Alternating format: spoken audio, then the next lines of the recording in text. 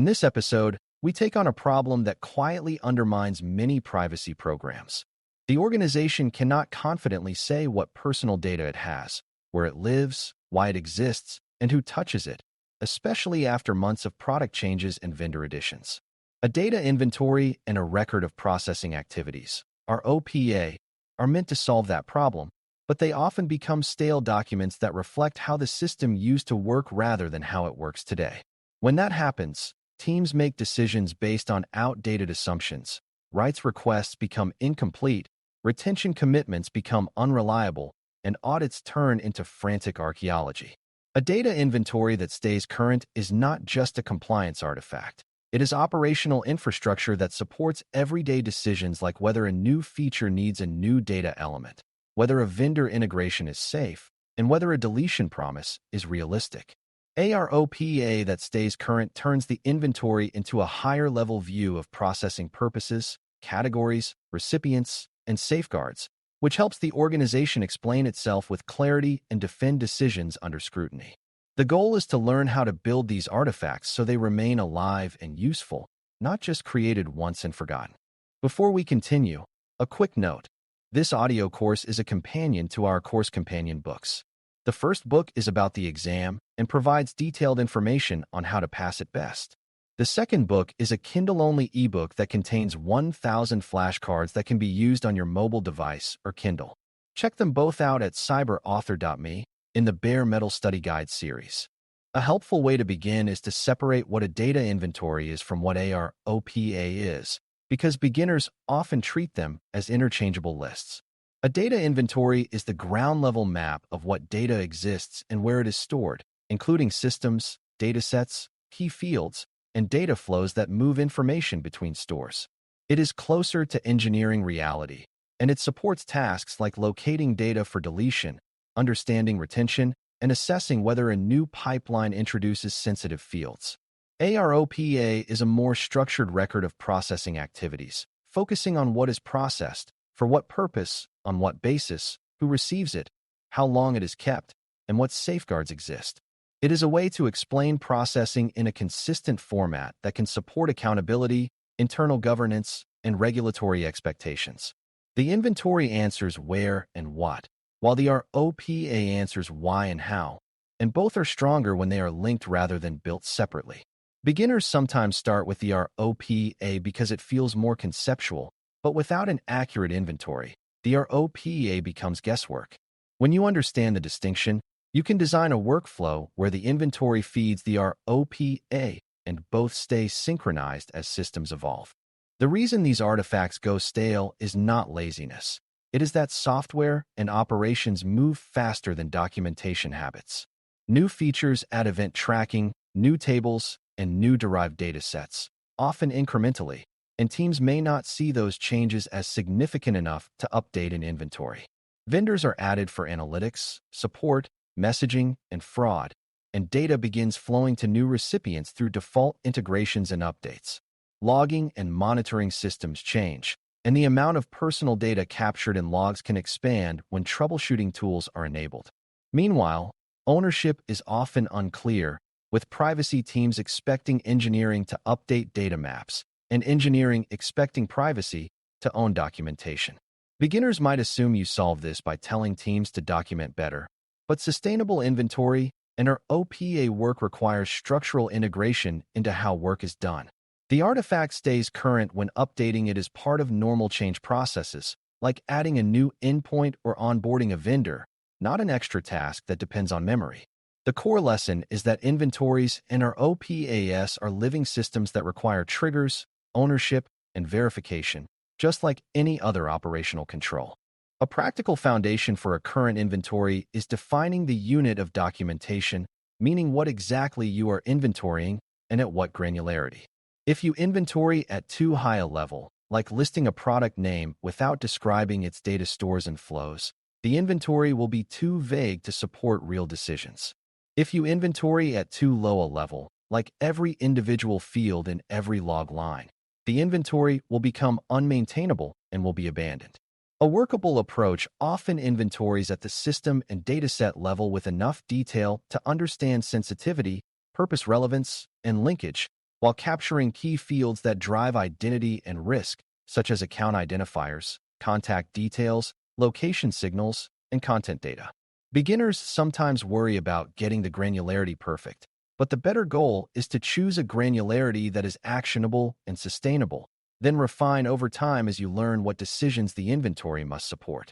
You should also define consistent categories, such as user-provided data, observed usage data, derived inferences, and operational logs, because consistent categorization makes updates easier and comparisons more meaningful.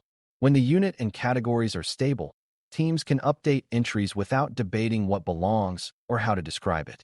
Stability in structure is what allows freshness in content. To keep an inventory current, you need clear ownership that matches operational reality, because privacy teams rarely control the systems and pipelines directly. A good model assigns data owners or system owners who are responsible for keeping the inventory entry for their system accurate, while privacy teams provide the template, the standards, and the verification checks. Product managers can be responsible for purpose descriptions and user-facing commitments, while engineers can be responsible for data flows, storage points, and retention configurations. Security and operations can be responsible for access controls, logging practices, and monitoring systems that handle personal data. Beginners sometimes assume ownership means one person does all the work, but effective ownership means each domain updates the pieces they actually know and control, reducing errors and improving buy-in. Ownership also needs escalation paths, because when an owner is missing or a system is orphaned, inventories degrade quickly. A current inventory is as much an organizational design achievement as a documentation achievement. When accountability is clear, updates become part of normal responsibility rather than a favor. Triggers are what make staying current real, because without triggers, updates depend on someone remembering to do them. Practical triggers align with events that already require attention, such as creating a new data store, adding a new data category, introducing a new purpose, changing retention settings, adding a new vendor recipient, or changing how identifiers are generated and linked. Other triggers include adding a new analytics event schema, enabling a new logging tool, or expanding a feature to a new region or user group, because these changes often increase sensitivity and complexity. Beginners sometimes fear that triggers will slow development, but well-designed triggers prevent late surprises that are far more disruptive than early updates. The key is to make the trigger as lightweight as possible while still capturing meaningful changes, such as requiring a short inventory update as part of a release checklist for features that touch personal data. Over time, teams learn that updating the inventory is part of shipping responsibly, not an extra burden. Triggers create a predictable cadence that keeps artifacts aligned with the system's evolution.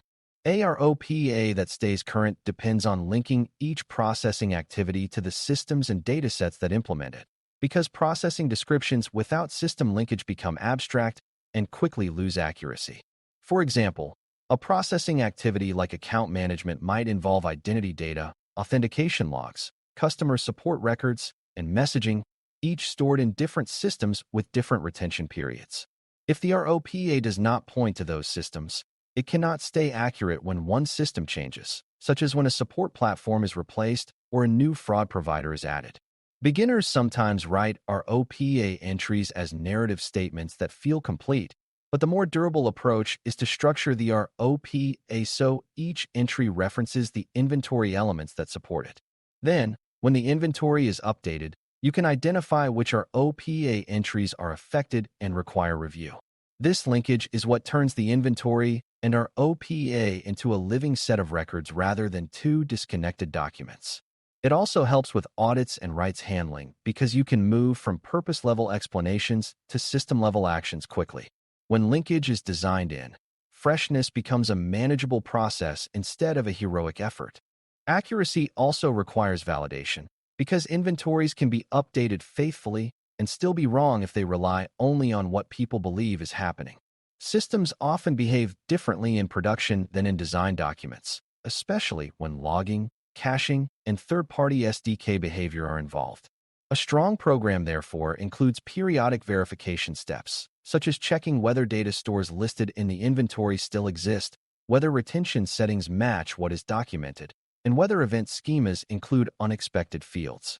It also includes verifying vendor recipients, because third-party endpoints can appear through embedded components and updates. Beginners might assume verification requires deep technical work, but at a high level it is about sampling reality and comparing it to the record, then correcting gaps. Verification should focus on high-risk areas, such as systems handling sensitive data, high-volume tracking pipelines, and vendor integrations, because that is where drift causes the most harm. Over time, verification builds trust in the inventory, which encourages teams to actually use it as a decision tool rather than ignoring it. A record that is not trusted is not used, and a record that is not used becomes stale, so verification is the cycle that keeps relevance alive. Retention and deletion information must be part of what stays current, because stale retention entries create a dangerous mismatch between commitments and reality. It is easy for a policy to say delete after 90 days while the system retains indefinitely due to defaults, backups, or downstream replication. A current inventory should record retention at each sync, not as a single global statement, including how deletion works in warehouses, logs, and vendor systems. It should also capture exceptions, such as legal or security retention, with clear reasons and limits, because exceptions that are not documented become hidden long retention. Beginners sometimes treat retention as a compliance detail, but retention is a risk multiplier, and inaccurate retention records prevent meaningful risk reduction. Keeping retention current also supports user requests, because users may expect deletion to remove their data, and the organization must understand what will actually happen. When retention is tracked accurately, the organization can invest in the enabling work needed to enforce retention consistently. This is where inventories and our ROPAs become operational tools that guide engineering priorities, not just administrative records. Vendor and service provider information is another area that must remain current because vendor ecosystems change, and those changes can reshape privacy risk quickly. A vendor may add subprocessors, change data storage locations, change default logging, or introduce new features that reuse data for broader purposes. If the inventory and our ROPA do not reflect these changes, the organization may unknowingly violate its own commitments or increase exposure. A current record should include what data each provider receives, what purpose it serves, what restrictions apply, and what downstream sharing is permitted. It should also include points of contact and incident expectations, because operational readiness depends on knowing who to call and what obligations exist when something goes wrong. Beginners sometimes assume vendor management is separate from data inventory work, but vendors are often the main places data lives and moves, especially for analytics, support, and cloud hosting. Keeping vendor entries current also supports risk assessments like DPIAs, because you cannot evaluate sharing risk without accurate vendor flow knowledge. When vendors are documented and monitored, the organization can adapt quickly when a provider changes behavior. Another practical aspect of staying current is making inventories and our ROPAs easy to use, because usability drives maintenance. If the artifacts are hard to search, too detailed, or written in jargon, teams will avoid them, and avoidance leads to staleness. A usable inventory uses consistent naming, clear ownership fields, clear purpose statements, and a predictable structure so updates are straightforward. A usable ROPA uses consistent activity definitions, clear categories of data, clear recipients, and clear retention statements that do not hide complexity. Beginners sometimes think more detail equals better, but too much detail can make the record unusable, which is worse than having slightly less detail that stays current. Another usability factor is integration with workflows, such as linking inventory entries to tickets, change requests, and release artifacts, so teams can update records as part of work they are already doing. When artifacts are integrated, they become part of normal collaboration rather than separate destinations that people forget. Usability also improves when teams see tangible benefits, like faster privacy reviews or quicker incident response, because usefulness motivates upkeep. A record that helps people get work done tends to stay alive. It is also important to handle derived data and analytics outputs explicitly in inventories and our ROPAs, because these are common blind spots. Derived data includes profiles, segments, risk scores, recommendation vectors, and inferred attributes, and these can create significant privacy impacts even when raw inputs seem ordinary. Analytics and experimentation often generate datasets that are copied into warehouses, shared with partners, and retained long-term, sometimes outside the core product team's visibility. Beginners sometimes inventory only primary databases and miss the entire analytics ecosystem, which is where much of modern tracking and profiling occurs. A current inventory should capture what derived datasets exist, what raw inputs feed them, what decisions they support, and how long they persist. The ROPA should include processing activities that describe these uses clearly, including whether automated decisions occur and whether users are offered control. When derived data is included, the organization can better assess fairness risk, transparency needs, and user rights handling complexity. Ignoring derived data creates a false sense of simplicity, which leads to surprises later. Including it makes the record more truthful and the program more resilient. Building data inventories and our OPAS that stay current is ultimately about turning documentation into an operational control system with ownership, triggers, linkage, and verification. You begin by distinguishing inventory from our OPA so each artifact answers the right questions and supports the other rather than duplicating effort. You choose a sustainable granularity and a stable structure so updates are manageable, and you assign ownership that matches who actually controls systems and purposes. You create triggers tied to real change events so updates happen naturally during development and vendor onboarding, not only during audits. You link our OPA entries to inventory elements so changes in systems prompt updates in processing records, keeping purpose-level statements aligned with technical reality. You validate records periodically against real system behavior so trust stays high and drift is corrected early. You keep retention, deletion, vendor flows, and derived data explicit because those areas are where staleness causes the most risk. When artifacts are usable and integrated into normal workflows, teams actually use them, and what is used tends to be maintained. The result is a living understanding of data processing that supports better decisions every day, which is what privacy programs need if they want to stay accurate in a world where systems change constantly. Thanks for listening. For more audio courses, daily newsletters, and more, please visit baremetalcyber.com.